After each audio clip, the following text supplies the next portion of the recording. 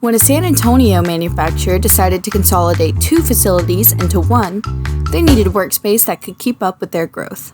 They turned to panel-built and distributor partner Cisco Eagle for a solution that was flexible, efficient, and built to last. The result was over 2,500 square feet of custom modular implant offices, designed specifically around the needs of each team. A 1,664 square foot tool and die shop with an automation office, a dedicated QC lab, a production support office, and a shipping office, each one purpose-built for the people using it every day. Built with 3-inch thick vinyl covered gypsum wall panels and engineered to meet IBC requirements, these structures are as durable as they are functional.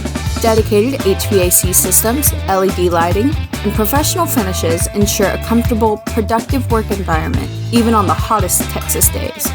These offices can be reconfigured or relocated as the business evolves, protecting the customer's investment long into the future. That's the panel-built difference.